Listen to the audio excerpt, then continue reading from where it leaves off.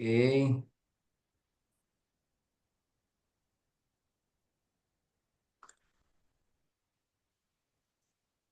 udah bisa dibuka surat edarannya RPS. Oke, RPS udah masuk. Udah, Ustaz. Oke, silakan dibaca ya. Kemudian RPS sudah, edaran sudah, apalagi?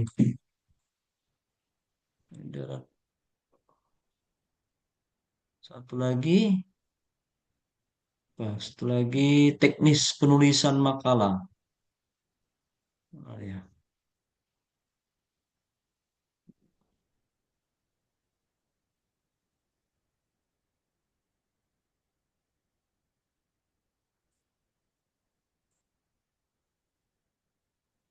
Oke, ada pertanyaan sampai di sini?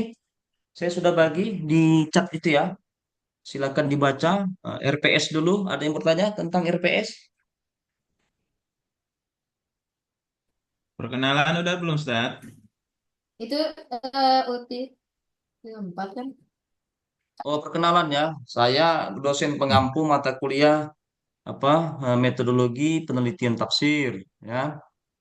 Hmm. S1 saya basicnya IAIN Suludin ya. Akidah filsafat, S2 pemikiran Islam, S3 pemikiran Islam. Udah. Kemudian apa lagi? Tinggal di mana, Ustaz? Hmm? Tinggalnya Gimana? Oh, email. domisili. Oh, Hmm. domisili. Kalau saya domisili di Kabupaten Tangerang. Oh, iya. Domisili saya di Kabupaten Tangerang. Nomor telepon saya catat sini ya 0813 Ya, 758 Ustaz. 5903. Email Anas. emailnya nanti untuk UTS dan UAS ya. Kirimnya ke sini Zakaria Lubis at yahoo.co.id. Nah, kalau UTS sama UAS kirimnya ke situ. Nah, baik, baik. Hmm. Nah ya, ini yang pernah masuk kelas sama saya sebelumnya. Belum, yang ini pertama kali ini kan, perdana kan? Ya, Ustaz. Baru Oh pertama ya, kali baru saya. pertama kita ini kenalan kan? Iya, betul. Ada yang dari apa Timur Tengah, Mesir dulu S1-nya? Ada. Ah, Ustazah Sabrina. ada lagi. Belum. Sabrina, mana Sabrina? Oh, belum masuk. Oh, Eh belum. harapan saya yang dari Mesir S1 coba apa ya?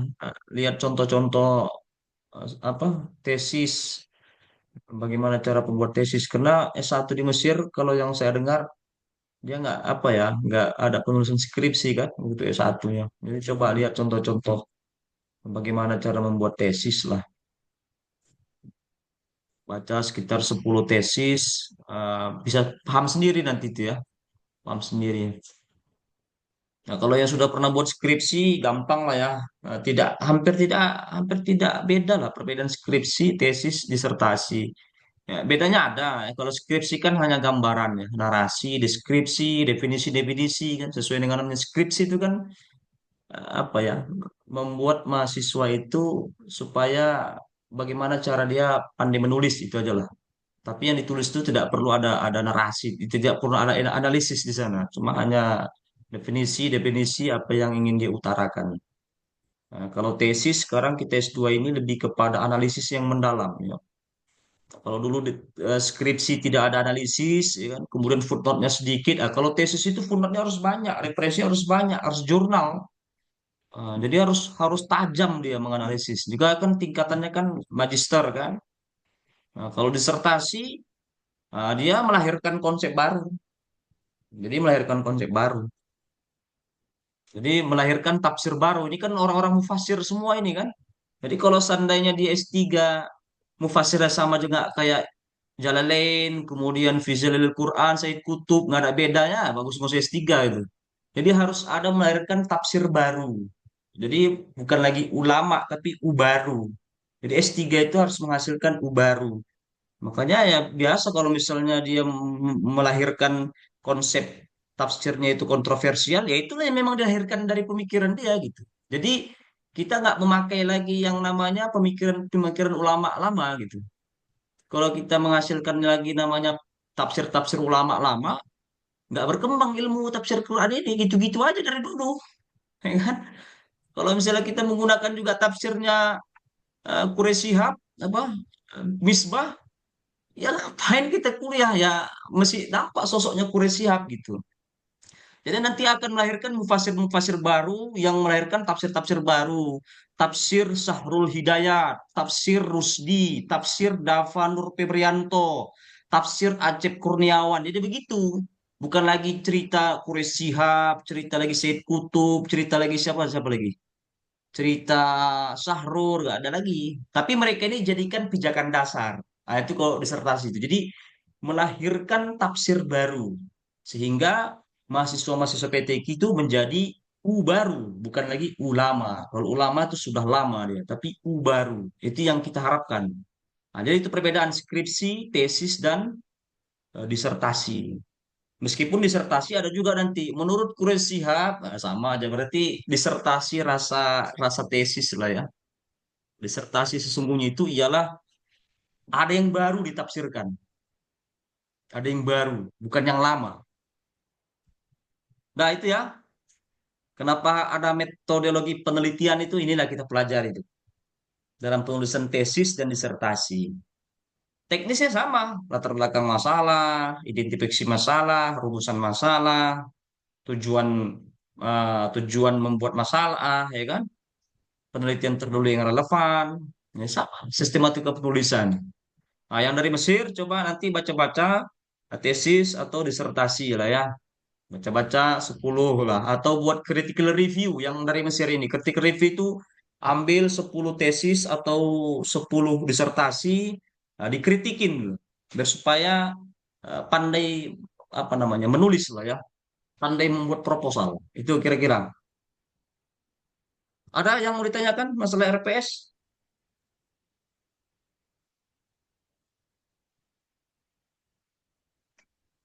Sudah dibaca semua ya RPS-nya?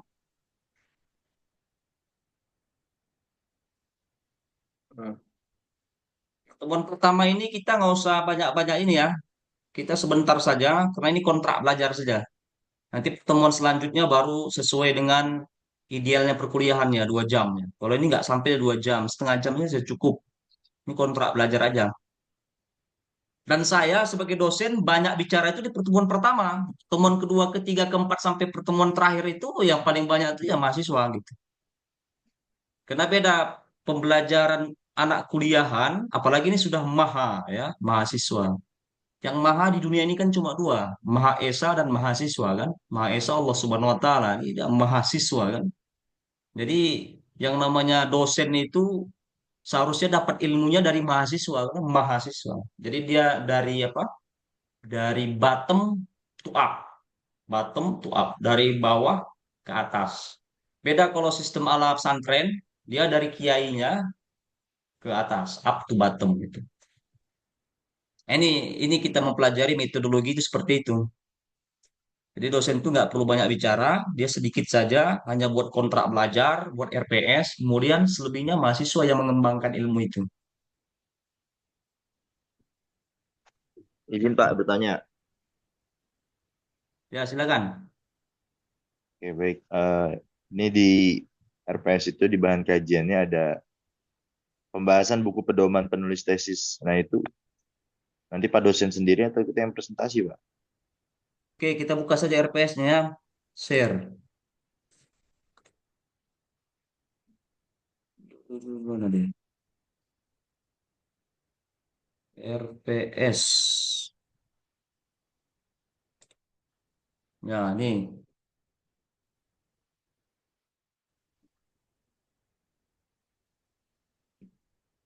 Ini ada 1 sampai 16. Ini secara universalnya, secara konsep besarnya. Detailnya ini nanti subtema ini kan judul makalah nih. Nah, nanti judul makalahnya ini memiliki subtema. Subtemanya lihat di kotak nomor satu. Oh ini nomor satu ini sekarang ini pertemuan pertama. Pengantar mata kuliah metodologi penelitian tafsir. Nah, ini pengantar jadi saya. Jadi belum ada presentasi ini. Jadi ini pengantar mata kuliah ini, situlah kita kontrak belajar ya. Nanti besok di Rabu depan nih metodologi penelitian tafsir dan penelitian humaniora. Lihat kotak nomor 2. Ah ini dia. Ini baca ini subtemanya ini dia.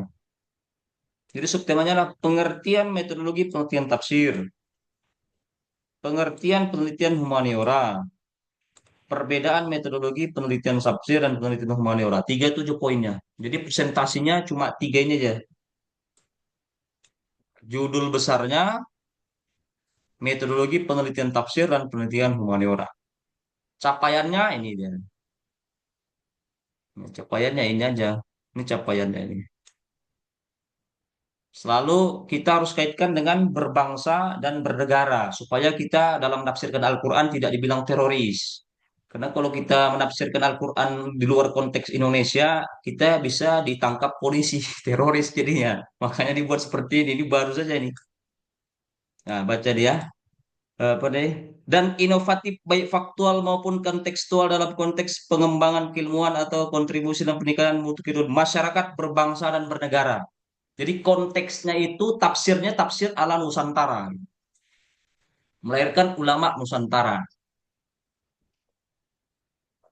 Dulu sebelum gencar-gencarnya ada kebijakan dari Kemendikbud, ya ini tidak ada dulu berbangsa dan bernegara. Nah, ditakutkan karena PTIK ini kan garda terdepan menciptakan moderasi beragama. Jadi moderasi beragama. Jadi kalau nggak ada berbangsa dan bernegara, bisa jadi jatuhnya pahamnya nanti bisa jihadnya itu jihad ngebom. Jadi harus ada konteks yang namanya berbangsa bernegara. Makanya tafsirnya itu tafsir Nusantara. Yang lahir ulama-ulama Nusantara, bukan lagi ulama-ulama Timur Tengah. Ya, ini ulama-ulama Timur Tengah sudah menjadi pijakan saja, dasar konsep, tapi kita harus melahirkan ulama-ulama Nusantara. Itu ya. Ada pertanyaan?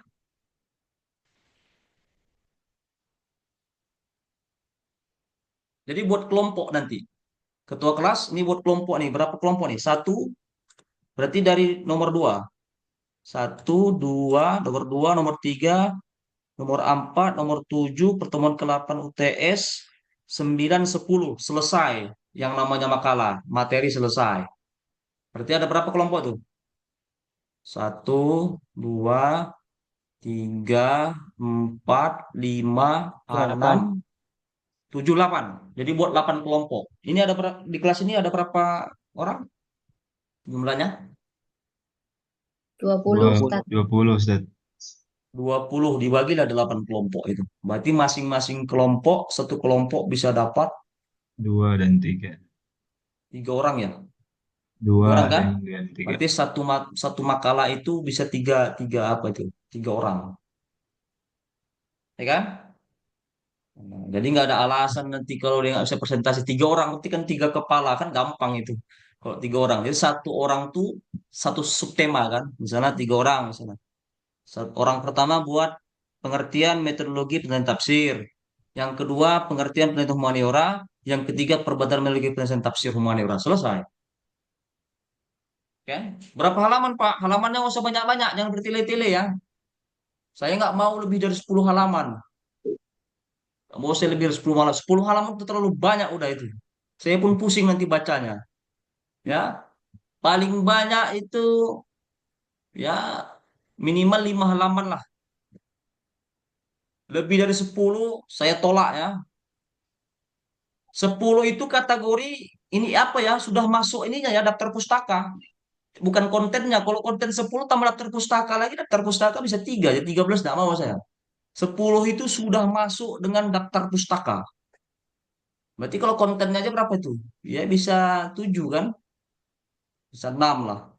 Jadi daftar pustakanya kalau bisa banyak. 4 lembar, 3 lembar. Jadi apa supaya menunjukkan mahasiswa itu banyak baca buku gitu loh.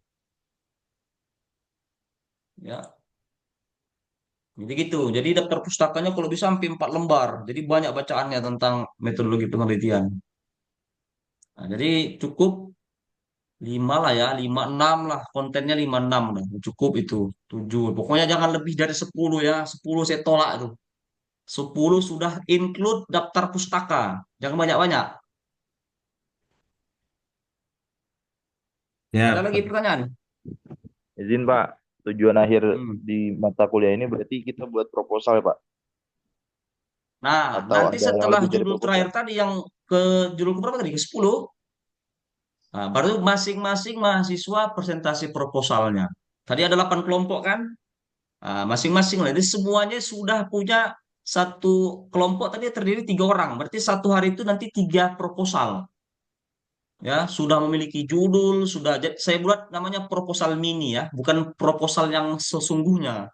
Kalau proposal sesungguhnya nanti keder juga kan. Itu bisa Maaf, sampai 15 halaman. Jadi Pak proposal dosen, mini itu ya 3 halaman sampai 5 halaman. Yang Pak terdiri dosen. dari judul. Ah, ini saya share aja apanya. Apa-apa saja proposal mini itu. Proposal mini ya. Nah, ini rumusan proposal mini. Saya share lagi di sini ya. Rumusan proposal mini. Nih. Jadi ini saja yang nanti ditulis di proposalnya. Ini saja. Cuma 7 item saja. Ya, 7 item saja.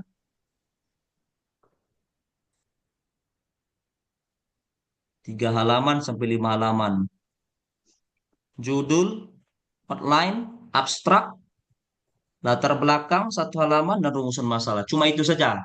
Makanya disebut proposal mini. Nanti setelah mata kuliah ini selesai, 16 pertemuan, disempurnakanlah proposal itu. Nah, jadi tinggal menyempurnakan saja proposal itu. Kalau sudah sempurna proposalnya, semester akan datang sudah nulis bab 2, bab 3. Jadi sesuai dia idealnya kan, S2 itu cuma 3 tahun. Nah, itulah kenapa saya inisiatif dan teman-teman dosen, tim dosen di PTIK itu membuat metodologi penelitian supaya teman-teman mahasiswa cepat selesai kuliahnya. Meskipun seperti itu, ada juga yang 6 tahun, 7 tahun, kursi 7 tahun, 8 tahun, ada juga. Kenapa itu kendalanya? Kendalanya nggak serius gitu. Ketika metodologi penelitian nggak serius. Yang dia tampilkan proposal tuh proposal dari mana dia comot gitu. Jadi nggak sungguh-sungguh gitu. Jadi kalau betul-betul sungguh-sungguh proposalnya proposal benar-benaran gitu. Nanti setelah proposal mini ini sudah selesai, mata kuliah ini selesai 16 pertemuan, itu disempurnakan proposalnya, baru diajukan ke kajur. Gitu. Jadi kan semester 1 selesai itu proposal. Semester 2 nulis bab 2. Semester 3 nulis bab 4. Ya udah, 2 tahun setengah selesai.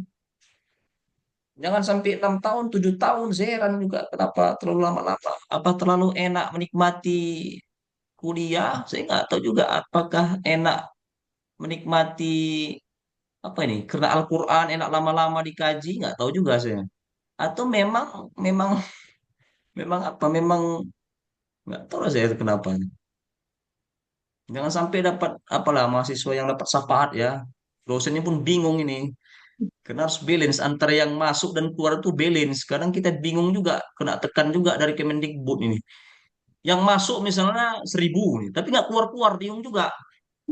Yang udah masuk misalnya tahun ini masuk misalnya 200, yang 200 itu nggak keluar-keluar. Tahun depan ada lagi yang masuk. Jadi numpuk kan bingung juga. Jadi harus dikeluarkan dia. Harus dikeluarkan.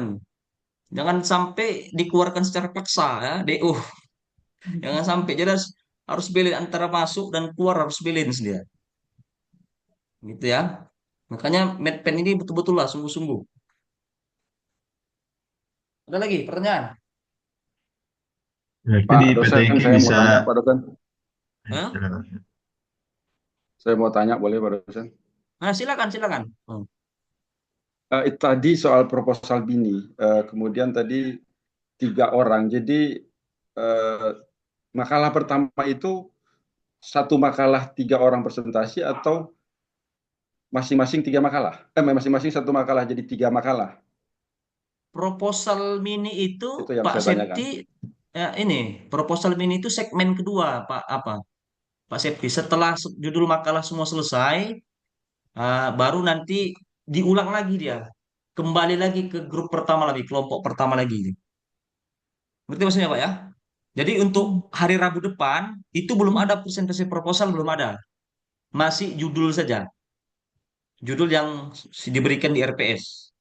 Nanti setelah selesai semua judul-judul itu, balik lagi kelompoknya menjadi kelompok pertama lagi. Tadi kan kelompoknya 8 nih kan?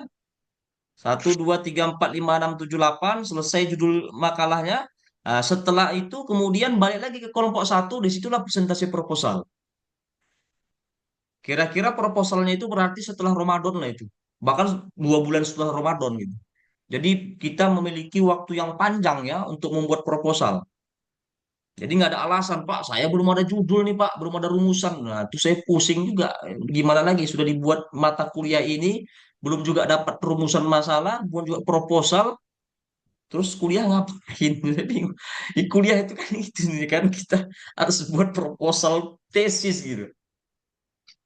Jadi nggak ada lagi pertanyaan, Pak. Saya belum siap ini proposal. Nggak ada lagi. Jadi sudah siap yang 7 item tadi ya, outline, apalagi itu, judul, Abstrak. rumusan masalah. Sudah selesai semuanya. Ada lagi pertanyaan, Pak? Nah, Abstraknya gitu Arab kira-kira, Pak ya. Inggris, Dipaham ya? Pak. Izin Pak, Nah, abstraknya Arab Inggris atau bagaimana Pak? abstraknya bahasa Indonesia aja. Oke, baik. Terima kasih Pak. Nah, bahasa Indonesia aja. Izin Pak, berarti di PTIK bisa 3 semester selesai Pak? Ada 5 tahun, Pak. Ada yang 6 tahun. Pusing kita ngadapi yang mahasiswa yang 5 tahun, 6 tahun. Kacau gitu Pak ya. Ujung-ujungnya kan kena dapat syafaat kan. Kalau lebih cepat bisa 3 semester selesai. Cepat itulah dia betul-betul di kuliah metodologi penelitian itu betul-betul proposalnya. Jadi proposal yang dia ajukan ini setelah mata kuliah ini disempurnakan. Kemudian diajukan ke Pak Muid. Biasanya sudah melalui verifikasi di mata kuliah Medpen ini, itu pasti langsung disetujui. Hmm. Karena kajur itu, Pak Muid itu, kajur kita kan Pak Muid itu, sudah memberi otoritas kepada dosen-dosen pengampu metodologi penelitian ini, metode penelitian. Jadi kalau saya bilang sudah oke, sudah bisa ada lanjut. Nah, jadi kita sudah dikasih otoritas sama kajur ini. Tapi kalau misalnya ngasal ya, apalagi plagiat, nggak bisa juga ada lanjut. Makanya saya cek nanti nggak boleh plagiat lah. Jadi proposal yang udah 10 tahun, 2 tahun dia tampilkan lagi bisa ketahuan. Ada cek plagiarism sekarang ya. Satu lagi tampilkan di belakang itu cek plagiarism. Nah, kalau misalnya dia plagiat, nggak bisa lah. Nggak mungkin apa diloloskan lagi kan. Yang harus betul-betul punya sendiri gitu.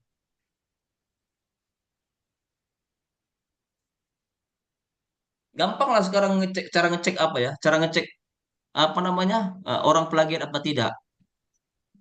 Misalnya di latar belakang masalah satu paragraf saja kita copy paste, atau nggak usah pakai cek plagiat nih yang paling sederhana nih. Saya gampang itu ngasih taunya itu. Kita copy paste, kemudian taruhkan ke Google. Kok udah sama, pok sama semua itu dia udah copy paste itu. Nah itu paling fatal ya, paling fatal dalam dunia kuliahan.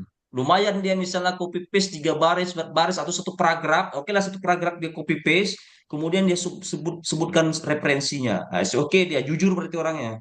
Ini nggak dia sebutkan referensinya, berarti dia kan nyolong tuh, nyolong tulisan orang, nyolong hak apa namanya hak kekayaan intelektual, HKI, hak kekayaan intelektual. Nah, saya pernah temuan orang yang misalnya dituntut ya, karena kan HKI masuk undang-undang tuh. HKI itu masuk undang-undang. Kalau dituntut sama yang pemilik, itu bisa kena denda. Teman saya pernah nuntut itu, dituntutnya 40 juta, jadi orang yang mempelajari itu harus bayar 40 juta. Baru-baru ini Agnesmo, itu penyanyi itu HKI lagu orang kena denda 1,5 miliar. Iya benaran, itu udah inkrah di pengadilan. Nah, kalau kita kan hak kekayaan intelektual, HKI dilindungi undang-undang. Ya kalau nggak ketahuan ya nggak apa-apa, takutnya ketahuan. Teman saya itu ada ketahuan. Punya dia di copy paste sama orang lain. Dia tuntut ya gitu. Ya kalau nggak ketahuan ya nggak apa-apa. Kalau ketahuan Dia gugat, ya siap-siap saja keluarkan uang untuk dia. Itu namanya HKI ya, hak kekayaan intelektual. Jadi jangan copy paste. Copy paste boleh asal nggak ketahuan. Tapi gimana ya ketahuan, gampang lah. Dosennya harus lebih pintar lagi coba cari cara cari ini copy paste apa tidak. Saya sering dapat orang copy paste ya. Oke, ada lagi pertanyaan?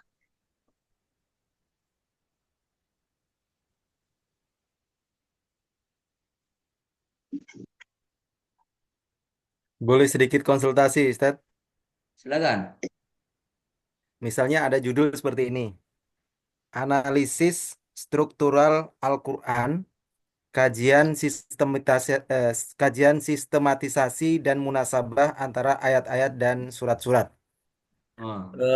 Dengan judul seperti itu, Ustadz, kalau misalnya kita bikin penelitian beberapa surat yang berurutan, misalnya dari surat Yusuf, kemudian Ar-Ra'du, lalu Ibrahim gitu, misalnya 3 surat berurutan gitu aja, kita cari yang misalnya ayat-ayat yang mirip, yang menunjukkan bahwa halaman 1 dengan halaman 2 ada munasabahnya dan seterusnya, halaman 2 dengan 3 dan seterusnya.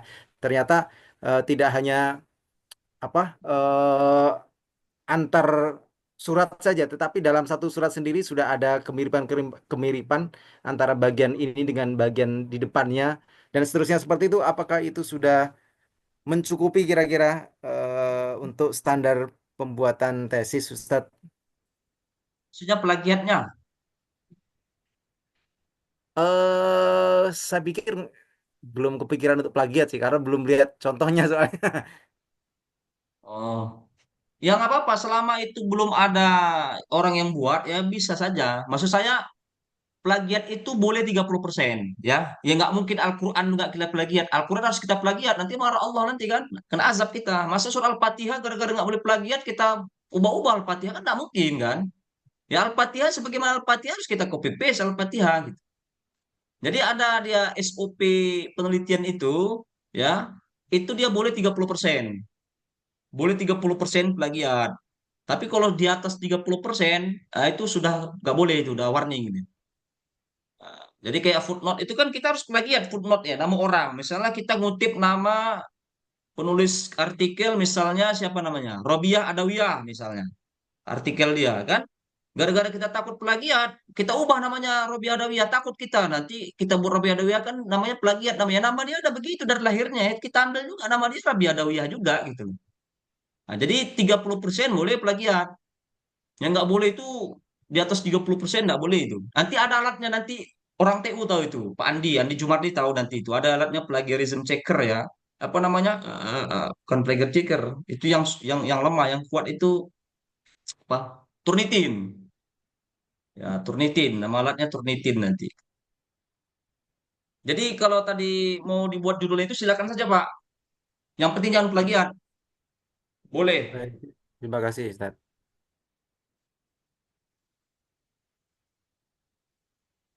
Oke gitu ya, itu RPS. Masalah RPS udah clear semua lah ya. Apa yang ditanyakan di RPS ini? Sudah clear lah semuanya kan? Tinggal buat kelompok 8. Ketua kelas dibuat grup sekarang, WA grup, saya masukkan di situ. Deskripsi grupnya itu buat kelompok 8 ini.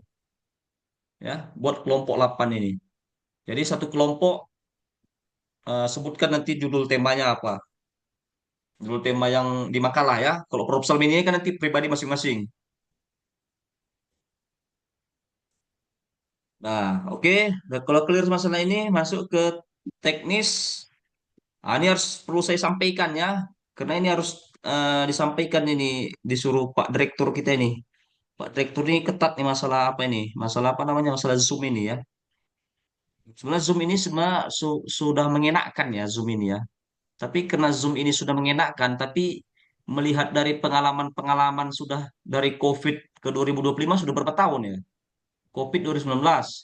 2020, ini kan Zoom ini kan setelah COVID ini. Gara-gara COVID nih pakai Zoom. 2020, 21, 22, 25 tahun. Nah, jadi tetap aja ada mahasiswa ngakal-ngakalin meskipun Zoom itu gitu kan.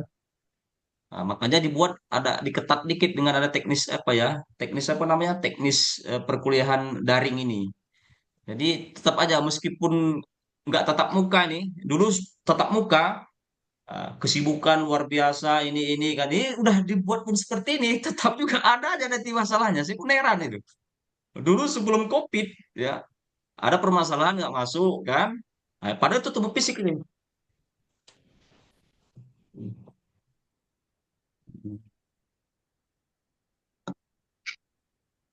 Sorry,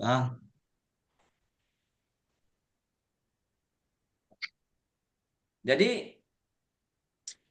eh, mahasiswa ini apa off cam ya.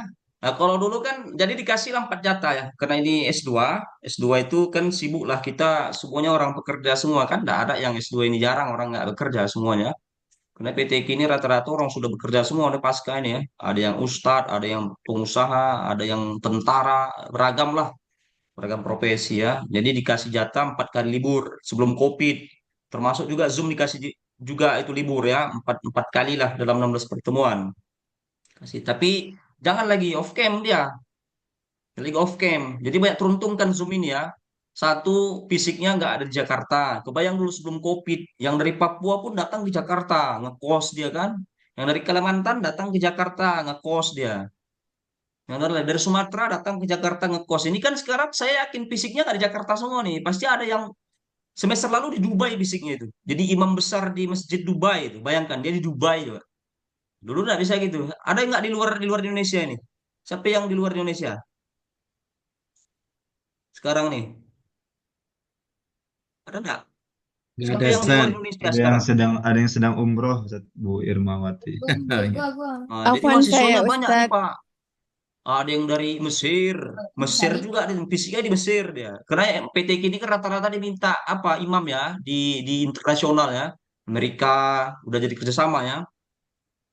Jadi jangan ada alasan dia off cam ya, off cam. Karena Wah. sudah Zoom ini dimanapun kita berada, kalau dalam bahasa Al-Qurannya Hmm. apa? Hmm. Ya kebentuk. Wahai suma kuntum fawallu wujuhakum ila Zoom. Itu ayat apa itu? Ya. Falanuwalliyannaka kiblatan tardoha itu kan masalah kiblat ya. Wahai suma kuntum fawallu wujuhakum ila Zoom itu. Jadi dimanapun fisik kita berada maka hadapkanlah semua muka kita ke Zoom ya, bukan ke Ka'bah ya. Kalau dalam konteks apa ini ya?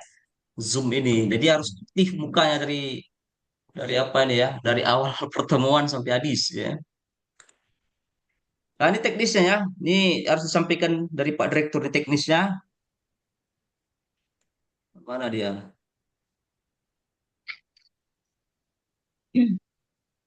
Nah, ini.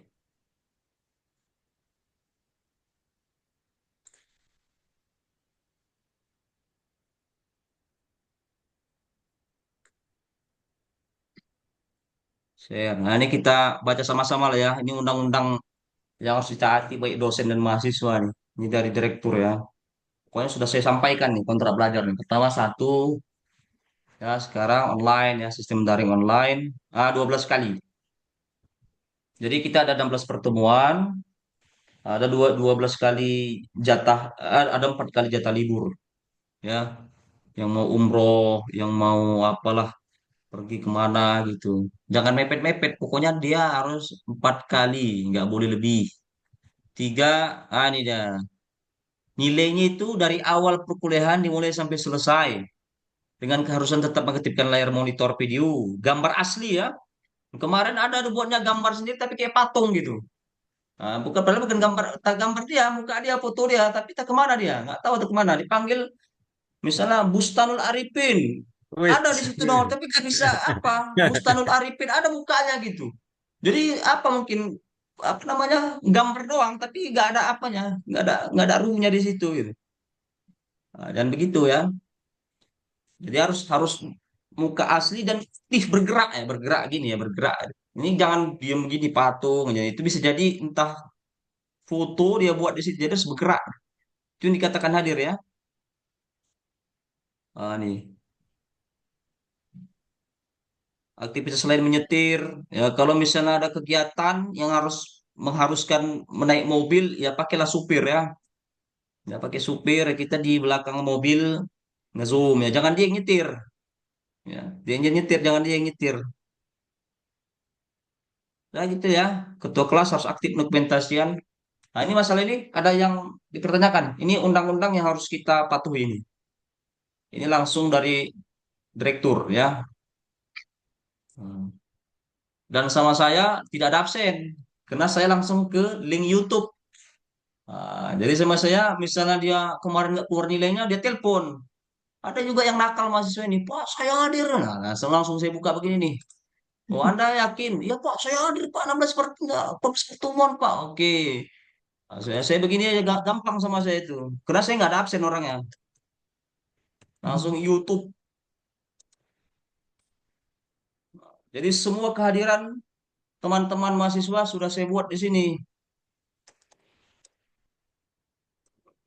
Ada kemarin mahasiswa walaupun sudah ilmu Al-Quran tafsir, bohongnya juga banyak juga ternyata ya. Pak, saya hadir ya ketika ditunjukkan YouTube begini. Gini. Ini kan nggak kategori nggak hadir nih yang gelap-gelap nih. Ya, ini kategori nggak hadir kalau misalnya yang nggak ada apanya. Nih, Fauzan Asubihi misalnya. Kalau setengah jam, 1 jam, setengah jam lebih, pasti saya anggap nggak hadir itu. Ya, ini hasil yang semester lalu. Ya, bisa dicek ya. Ini linknya di sini. Jadi mulai kehadiran di sini. Jadi mau protes dia, silakan saja. Di sini sudah tertera semuanya. Jadi saya kategorikan hadir yang on cam dia sesuai dengan undang-undang itu. Ini adik Putri Mas Randa kalau misalnya lebih setengah jam begini, nggak hadir. Karena ini online ya. Kebayang nggak ketika nggak online dulu? Fisik kita hadir di kelas. Hmm. Ini ya. Ini apa ini? Ini hadir kan. Ada yang dia pelapon rumah. Saya heran tuh. Pelapon rumah gambarnya. Mana pelapon rumah? Jadi pelapon doang dia buat di atas ya cuma pelapon pelapon ini pelapon rumah gitu. Jadi yang kuliah itu pelapon rumah bukan dianya gitu. Ada dia pelapon rumah. Ini gelap nih, nggak tahu gelap-gelap nih kenapa nih. Ya nih gelap-gelap gini nih. Jadi terekam semuanya. Ini kita bicara terekam ini, terekam ini. Oh, oh kerekam ya? Jadi saya nggak Masya. ada absen gitu. Sama saya nggak ada absen gitu. Absennya nanti saya sendiri saja. Lihat dari teman-teman ini mana yang on cam, mana yang off cam gitu ya. Nah ini pelapon ini ya, cuma AC doang. Ada muncul mukanya kan. Nah gitu ya. Jadi lihatnya di YouTube nanti. Berarti nggak Jadi perlu pas kirim nanti sudah screenshot, 16 Ustaz. pertemuan, indikasi penilaian 4 ya. 4 ini semuanya spiket ini, 4 ini. Nggak bisa satu saja kita langgar, 3 ini pasti nggak keluar. Satu saja kita langgar ini indikator penilaian, 3 ini nggak keluar nilainya. Meskipun bagus di 3 ini dia. Kayak sistem ujian CPNS. CPNS kan itu ya, SKD, apalagi seleksi komisi dasar, apa TIU, tes intelijen TIU, TWK. Itu kan kalau satu saja nggak lolos, tiga-tiga lolos tuh. Ada TIU, TWK, satu lagi apa tuh? TIU, TWK, apa lagi? TIU tes Yuk. intelijen umum, TWK tes wawasan kebangsaan. Yang ketiga itu TKP, Ustaz. TKP, tes kemampuan potensial. Itu satu. Misalnya TWK-nya tinggi, satu dia nggak yang misalnya nggak lolos tiga-tiganya. Ini juga, ini 4. UTS, UAS, kehadiran, satu lagi tugas. Jadi kalau kehadirannya nggak memenuhi dia, 12 kan minimal kan? Misalnya dia apa namanya nggak memenuhi kehadirannya, berarti walaupun UTS-nya dia ikut, UAS-nya dia ikut, ya tugasnya dia bagus, nggak keluar nilainya. Jadi 4 ini nggak boleh dipisahkan ini, 4 serangkai ini. UTS, UAS, tugas, dan kehadiran. Yang paling apa ini memang rata-rata kehadiran. UTS-nya bagus, UAS-nya bagus ya. Tiba-tiba ada dia nggak pernah masuk sama sekali, ikut UTS, bagus UTS-nya, mana ada nilainya coba. Jadi dia hadirnya itu ketika UTS doang sama UAS. Jadi terhitung cuma 2 kali masuk dia UTS dan UAS. Nggak bisa. Jadi itu dia apanya indikator penilaiannya sepaket ini. Ada dipertanyakan masalah di sini, masalah teknis perkuliahan daring? Izin Ustaz. Izin ke belakang, Ustaz. Berarti Eh, izin bertanya, berarti apakah harus tetap mengirim screenshot di akhir pelajaran ke grup Ustaz? Ya, Tidak perlu. meskipun sudah ada record sama saya di YouTube, saya harus kirimkan dokumentasi ya untuk BKD ya, beban kerja dosen, buat aja foto saja, dipoto saya di grup. Ya, dipoto saja, sekali apa aja, jepret aja, kirim di apa ya, untuk kelas ya. Meskipun sudah dibuat di YouTube juga ya, di YouTube itu kan fungsinya baru-baru 2 tahun ini saya buat, fungsinya untuk apa namanya ya, mendefend mahasiswa-mahasiswa yang mau mengakal-ngakali dosen gitu. Wah, ketahuan Pak ya. Yang kemarin nih ketahuan. Coba bayangkan coba, ini ukuran tafsir bohong dia. Saya tunjukkan YouTube begini baru ngaku, iya Pak, saya Pak ini baru ngaku. Jadi ketika sudah ada bukti, ada saksi, apalagi di YouTube udah kuat itu. Udah apa lagi coba? Mau gimana lagi dia mau bohong gimana? Jangan sampai kita apalah bohong lah kan. Jadi saya nggak mau berdebat-berdebat, langsung saya kasihkan ke YouTube. Ah, dan sesuai tanggal itu. Dia buat tanggal ya, tanggal 11. Jadi tanggal berapa ini misalnya? Tanggal 5. Jadi YouTube-nya nanti tanggal 5/02/25 itu. Kelihatan nanti. Jadi udah begitu dia. Jadi udah pas lah dengan judul YouTube-nya dengan tanggal sekarang. Gitu ya. Baik. Boleh dikirim Ustaz link YouTube-nya. Jakisin, tinggal buat aja. Oh Jadi ya, YouTube buat deh. YouTube tuh buat Jakisin. ya kisi. Aku bawa Nanti ini. dia di upload di situ nanti, di submit ke situ. Hmm. Mau subscribe nih ya. Hmm.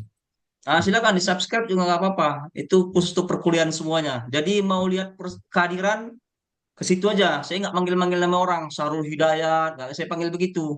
Husnul Khotimah, nggak saya panggil begitu. Ya selesai, selesai, udah gitu aja. Nanti tiba-tiba kalau nilai nggak keluar, pasti si mahasiswa nelpon saya, Pak, kenapa nilai saya nggak keluar, Pak? Itu udah tahu lah permasalahan itu kan. Itu dia. Itu Ini clear ya? materi-materi kuliah yang semester yang lalu yang mata kuliah yang sama ya Pak ya? Enggak, semester lalu saya sejarah peradaban Islam. 6 orang yang apa? 6 orang yang nggak apa? Yang apa namanya? Yang kehadirannya kurang. Semester lalu tuh 6 orang yang kehadirannya kurang. UTS-nya Oke. bagus, UAS-nya bagus, tugasnya bagus. Oh enam iya orang yang Ustaz. bohong, yang dari 6 ini yang bohong 2 orang, yang jujur 4 orang. Tahu saya itu. Dari 6 orang ini yang bohong 2 orang, yang jujur 4 orang. Pas ya, pertambah 2 6. Oh, Iya berarti Ustaz. bukan metodologi penelitian tafsir, maksud saya kita Bukan, mau lihat. sejarah peradaban Oh, Islam. baik. Hmm. Ya Ustaz. Nanya Ustaz. Jadi untuk semester yang kemarin, semester 1, itu nilai kita sudah keluar apa bagaimana Ustaz? Sudah, Semester Ustaz. Meli- 1 Cara Sudah. melihatnya sama bagaimana? dosennya. Kan Di enggak sama saya kan? itu di Enggak sama saya di kan? akun kita, Ustaz. Ya, yang Udah semester keluar. lalu sudah keluar, sudah ada, sudah Ya, bisa dilihat. Sudah bisa Oh iya, dilihat. iya. iya sudah. Sudah bisa dilihat. Di si akad, Baik. sistem akademi apa? Pokoknya si akad namanya. Sistem informasi akademik si akad. Coba dicek di situ udah keluar. Ya nanti Bu Lulu minta tolong link-link aja, Bu. Iya, Ustaz. Ya, syukran, syukran. Udah, clear ya. Terakhir tinggal penulisan. Penulisan ngikutin jurnal ya. Mana teknis penulisan? Penulisan kita ngikutin jurnal ya. Nah, jurnal. Teknis penulisan. Nah, ini. Ini penulisannya ini. Jadi sudah lengkap semuanya. Nih, lampiran 1 kita ilmu Quran tafsir lampiran ke berapa nih? Program studi Al-Quran tafsir lampiran kedua. Lampiran kedua berarti yang ini. Nih, jadi tulis makalahnya ikutin seperti ini. Ya, udah clear selesai. Cukup lah ya. Cukup ya. Ada lagi yang boleh dipertanyakan? Untuk pertemuan pertama ya udah nggak perlu lama-lama ya. Selebihnya nanti saya cuma hanya memantau saja yang ikut perkuliahan ya. Dan teman-teman nanti yang semuanya diskusi, saya paling cuma ini ya, menyamakan persepsi saja. Udah, ada lagi? Kalau nggak ada, kita sudahin saja. Ada pertanyaan?